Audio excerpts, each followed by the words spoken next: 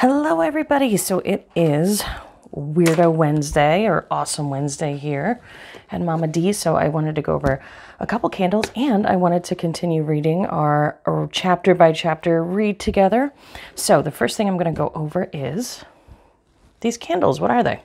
These are the mummy candles. Now I did post a listing. The listing has been there, but I posted it on Facebook so you can find it a little bit quicker, and I'll put it down below too. These are mummy candles. These are not the easiest to get. I do have a few of them, so if you want them for at-home use, you just want to buy the mummy candle. They are used, so a lot of people don't know how to use them.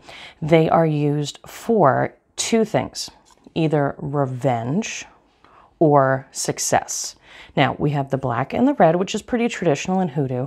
So the red would be used for love or attracting, okay?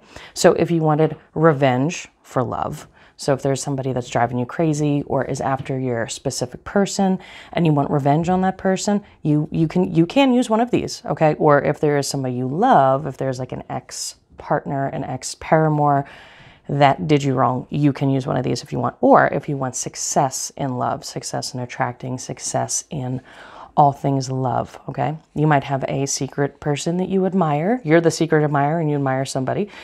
You can use this because it's a mummy candle, it is about sacred knowledge, secretness, kind of cloak and dagger, things that need to be kept a little more underground, okay? So we do have that. Now, for the black, this can be revenge on somebody else. This can be busting through revenge, like an uncrossing. Okay, so this could be used like a whole bunch of different ways. For success, if there's somebody in your way for a job or a career move, you want to move up, or somebody's, driving you crazy at work, or let's say you need to get into a job, but somebody's blocking your way, you can use something like this. So these are for, a whole bunch of stuff. These actually cover a number of different things, but they are for when you need to keep things under wrap. So people need to know it's not you, or don't need to know it's you. That would be a better way to say that. Okay, so we got these mummy candles. Now, I do have them as just candles, and I also have them as a working. So if you cannot work them, I do have just a basic working for each one of these. That'll also be listed below. Or you can, if you want to upgrade, use the spell, the levels of the spell. If you guys don't know about my spell levels, I have levels 1 through 8, 1 being the weakest. And these would not qualify for a 1, just so you know, because these are a higher end candle. 1 being the weakest, 8 being the strongest. And levels 1, 2, and 3 are visual candles, which visual candles are the glass encased candles that you can put, herbs and oils and all sorts of things in. Those are just visual candles. Now they do, the level 1 is a certain size, level 2 is bigger, the level 3 is the biggest.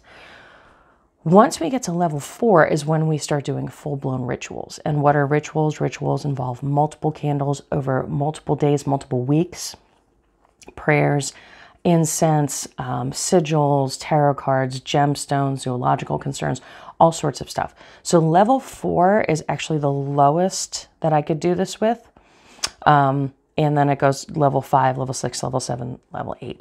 And each one of those levels doubles the strength of the one before it. Okay, so just be aware of that. So if I've had some people come to me and be like, well, I can afford, 160. And I'm like, well, if you can do 100, if you can do $15 more, we can bump you up another level, which is twice as strong as the level below. So that's something you want to consider. If you want something really bad, please do consider the spell work as an investment. It's not just like, oh, well, I'll do level 4 and I'll get what I want. If it's something that has a lot of hurdles in front of it or has a lot of detail to it, a lot of moving parts, you may have to go up in the level system. But if you get what you want, it's great. Because if you pick a level that's too weak for what you need, then you won't get what you want, right? So that would be a waste of time and energy and money and all that. So look at these mummy candles. They're good for when you want to keep things under wraps, kind of quiet, like a mummy. Under wraps and kind of quiet. I think that's a good way to put it. So I'm going to put these aside. I'm going to show you this. This is a candle. I love this candle. This is a bleeding heart candle. Okay. I love this one. This causes discord, problems, separation, two loved ones, like literally bleeding hearts. If you want to cause a horrendously bad breakup. If you want two people to be very upset with each other, you want them to be heartbroken because you want one of the people, okay, this is the candle you would use, okay? Again, I would do this in the same level spell. Again, it would be a level 4 or above. If you really want somebody to suffer, you're going to want 6, 7, or 8, okay? So I just want to show you some of the candles that I do have. I love this candle. Believe it, like, look, it's just like the love is running away. And then as this burns, it's the same thing. The love runs down and runs away from them, so that then you can either step in if you want to be the person that, you know, takes the place, or it can just be that they separate and go their separate ways and they're both heartbroken. Okay, so you let me know. All my information is down below if you need to get a hold of me. My text message, which is the best way to get a hold of me, is 484-634-0435. That is down below, okay? Or I have email. You can get a hold of me on Etsy. Typically on Etsy, the messages are a pain in the butt on Etsy, or I'll get like a whole bunch at once. They like hold them. So it's easiest if you text me, 484-634-0435. And there you go. These are some awesome candles. So if you've hung in that long, you ready to go to chapter 4? If you've been reading along with us, awesome. Keep going. We're at chapter 4. If you haven't read along with us, we're doing a chapter by chapter read along with the Science of Success, the Wallace D. Wattles classic, The Science of Getting Rich. Okay, that's where we're at. And yeah, you don't even need the book. I'm just going to read it to you. Okay. And just so you know, hey, if you're here, don't forget to hit like, share, subscribe, forward this. If you know somebody that really wants to get into reading, or maybe they don't have an Audible subscription, I'm going chapter by chapter. So they just got to get on one of these and then they'll get the links to all the rest of them. So send this out, forward this to other people that you know. I'm not the most perfect reader. I do stumble and screw up because the language is 110 years old, 111 years old. So I may screw up, but that's okay. And, yeah, so the Science of Success, there is an actual framework and science for it, okay? So we are currently on chapter 4. Do you remember what chapter 3 was? About, what is it? Is opportunity monopolized? Let me see, I don't even look. There you go, see? We just did chapter 3. We're on to chapter 4. If this is your first time, yeah, stick around, listen to this, and then go back and read along with us chapters 1 through 3. And then stick around for chapter 5. Okay, so chapter 4, the first principle in the science of getting rich. Thought is the only power which can produce tangible riches from the formless substance. The stuff which all things are made of is a substance which thinks, and a thought of form in the substance produces the form. Original substance moves accordingly to its thoughts. Every form and process you see in nature is the visible expression of a thought in original substance. As the formless stuff thinks of a form, it takes that form. As it thinks of a motion, it makes that motion. That is the way all things were created. We live in a thought world, which is part of a thought universe. The thought of a moving universe extended throughout formless substance, and the thinking stuff moving accordingly to that thought took the form of systems of planets and maintains that form. Thinking substance takes the form of its thought and moves accordingly to the thought. Holding the idea of a circulating system of suns and worlds, it takes the form of these bodies and moves them as it thinks. Thinking the form of a slow-growing oak tree, it moves accordingly and produces a tree, though centuries may be required to do the work. In creating the formless seems to move accordingly to the lines of motion it has established. The thought of an oak tree does not cause the instant formation of a full-grown oak tree, but it does start in motion the forces which will produce the tree along established lines of growth. Okay, so let's stop there for a second. I've had so many people ask me, with manifesting, well, I thought of it and it didn't come true, or I thought of it didn't work right away. But think about it this way. An oak tree takes a little bit to grow. Now it's going along those channels, it's going along that path. So, and that's good, because if you thought of a car accident, it doesn't mean 2 seconds later you're going to immediately get into one. Now, if you continuously think of a car accident, it will happen. That actually happened to a girlfriend of mine. She was very worried about her car. She had a car that was older and broken down, and she was very worried about getting back and forth to work. And even though I didn't really think there was anything that terribly wrong with her car, And she would take certain routes because she was scared if she broke down, what would happen. Well, she would mention about this car all the time, all the time, all the time. And then one day she got into a car accident. Somebody hit her. And she was a wreck. She was fine. It was more of a fender bender than anything, but insurance had to get involved and all sorts of stuff. Well, she took it very, very, very hard. I got in a car accident a little while ago and I was like, whatever, it happens. But she was very depressed about it. And it was really just some bumper damage. It wasn't anything major. And her insurance paid for a rental car. Well, 5 days later in this rental car, she got sideswiped. And again, even though insurance took care of everything and she was physically fine, she kept in this thinking of driving is dangerous, cars are bad. And eventually she just gave up on driving altogether. So that all of those actions, no doubt, started in a thought. Okay. And I tried to explain that to her. And of course she thought I was mean and crazy, but it's just an example here. But yeah, that does happen. So think good thoughts. Doesn't mean they're immediately going to materialize, but you don't want to start going down a bad path. In every thought of form held in thinking substance causes the creation of the form, but always, or at least generally, along the lines of growth and action already established. The thought of a house of a certain construction, if it were impressed upon the formless substance, might not cause the instant formation of the house, but it would cause the turning of creative energies already working in trade and commerce into such channels as to result in the speedy building of the house. And if there were no existing channels through which creative energy could work, then the house would be formed directly from primal substance without waiting for the slow process of the organic and inorganic world. No thought of form can be impressed upon the original substance without causing the creation of the form. Man is a thinking center and can originate thought. All forms that man shows with his hands must first exist in his thought. He cannot shape a thing until he has thought that thing. And so far, man has confined his efforts wholly to the work of his hands. He has applied manual labor to the world of forms, seeking to change or modify those already existing. He has never thought of trying to cause the creation of new forms by impressing his thoughts upon the formless substance. When man has a thought form, he takes material from the forms of nature and makes an image of the form which is in his mind. He has so far made little or no effort to cooperate with formless intelligence, to work with the Father. He has not dreamed he can, quote, do what he seeth the Father doing, unquote. Man reshapes and modifies existing forms by manual labor.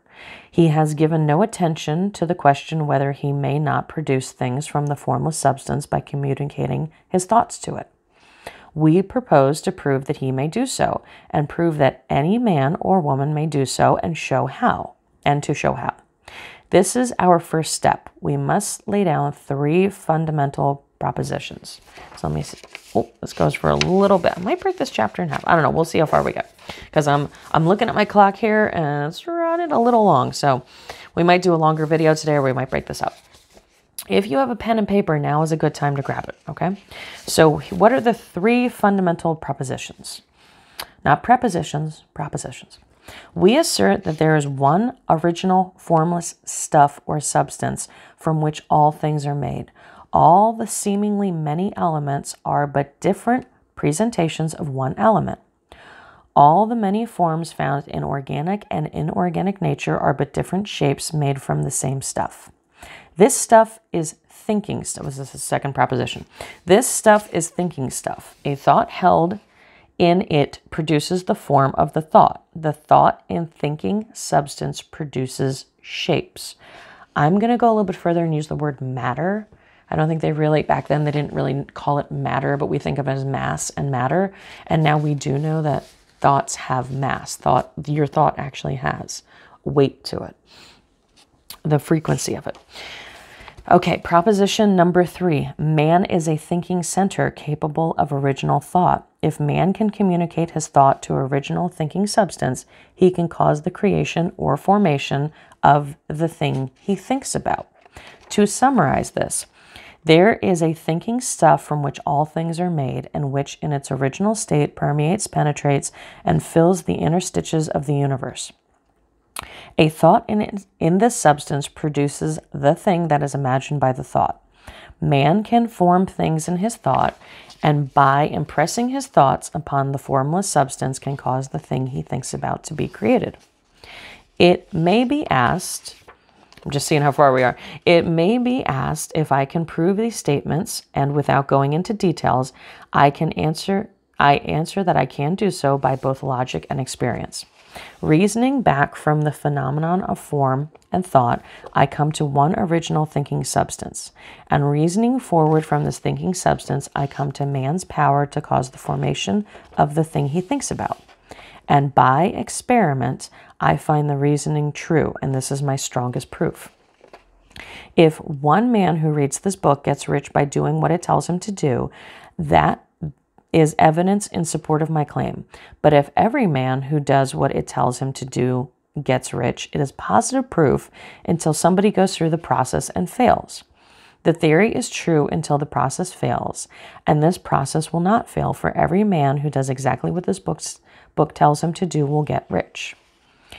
I have said that men get rich by doing things in a certain way, and in order to do so, men must become able to think in a certain way. A man's way of doing things is the direct result of the way he thinks about things.